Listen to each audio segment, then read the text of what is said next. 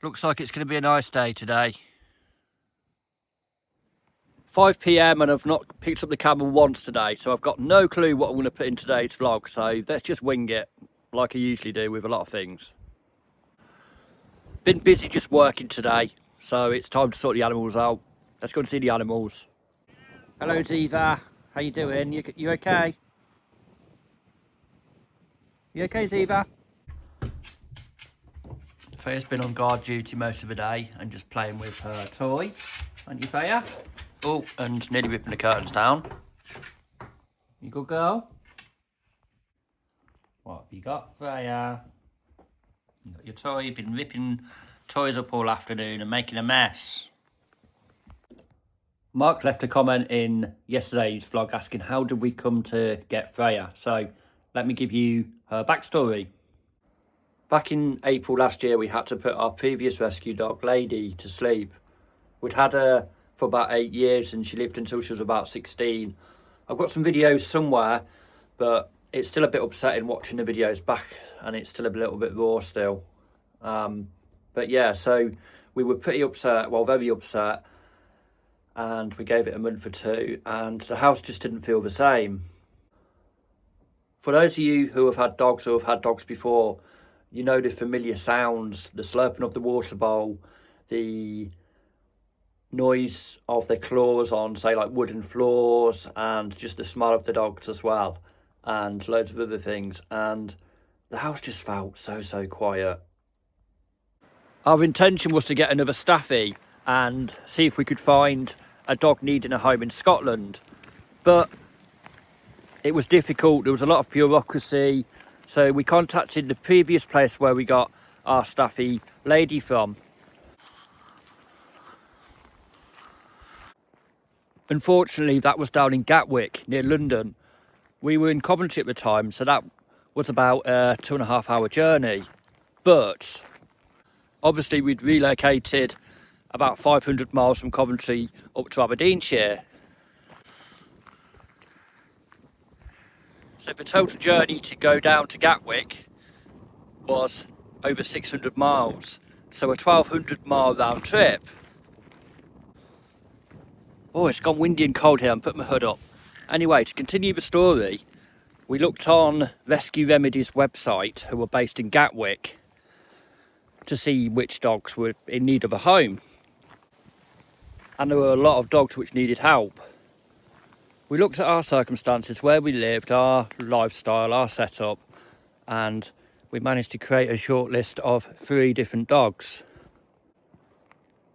There was a staffy called Peggy, little black and white staffy called Peggy. There was a little staffy called Ruby, and there was a brown cute dog called Freya. So we made the grueling trip down to Gatwick. It took us about a day and a half to get there and a day and a half to get back. The first dog we saw was Ruby. She didn't like me for some reason and it just didn't feel right. So I think she's still in kennels now. So have a look on Rescue Remedies website for background information on her. She'd been in kennels for a long time and I'm really hopeful that she'll get a new home very soon. The second dog we saw was called Peggy, and she was rehomed very quickly after we rescued Freya.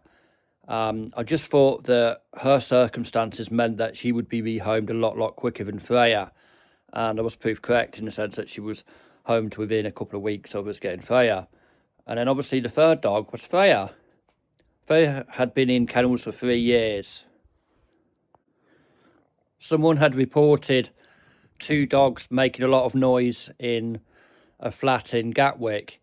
So the dog warden went round and found Freya and her sister in a cage. And by all accounts, they were fed only once every 2 days. So Rescue Remedies took Freya and looked after her and built her confidence. She was quite scared apparently when she first went into kennels, and she was frightened of other dogs. So they built her confidence up gradually, and Freya was in kennels for 3 years. So it was a long time. Apparently they got her her own kennel, which was out of the way of the other dogs because she used to get frightened and overstimulated. They did a lot of work with her, walking with other dogs. She learned to trust some dogs, but some dogs she didn't trust, and she still doesn't. Part of the problem was trying to rehome Freya in a nice, quiet and peaceful environment. Down near Gatwick, it's a very, very busy place. But seeing as though Sarah and I are in Scotland and our nearest neighbours are about 1.5 miles away, it was a perfect pairing in that sense. Sarah and I don't have kids, and we both work from home, so it meant that we could spend the majority of our time with Freya every day. So we saw Freya and we thought, let's go for it. So we got in the car, travelled back up towards, I think it was Gretna Green, and we stayed the night at Gretna Green. Freya was so good in the car, and we got home, and so Freya couldn't believe her luck. She absolutely loved the outdoor space, and yeah, it's been absolutely amazing having Freya here. She's been here just over a year now. I think it was either June or July last year we went down to Rescue Remedies in Gatwick to get her. We have a 1/2 mile track here, private track, which means that I can exercise Freya without ever having to leave the land. She never has to see another dog again if she doesn't want to, because she is very fearful. On the land, I walk her without a muzzle, but when I go out and about with Freya, I put a muzzle on, more for her protection, because obviously the perception of the breed, some people can be a little bit frightened about. She's not classed as an XL bully. She was measured at the rescue centre, but for her peace of mind and my peace of mind, I always use a muzzle when out and about. We tend to take it to like private play parks in the area. There's some beautiful ones, and I'll do some future videos with Freya at the play park and in different locations around the area. But Freya's most happy when she's having a sniff around the track, in the fields, not venturing too far, having a comfy sofa, sleeping, eating, and getting love from Sarah and I. If you have any more questions about Freya, drop them in the comments below. Really interested in helping answer those questions. Right, it's time to sort the Shetland ponies out their evening dinner.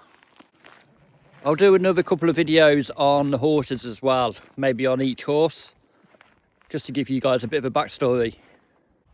Hi Jock, how you doing? Jock's the youngest. And this one is Robin. Robin is Jock's mum.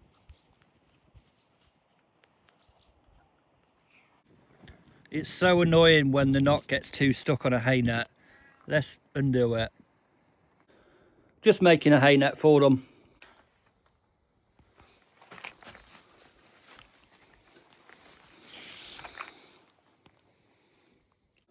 The Shetlands have 2 hay nets a day.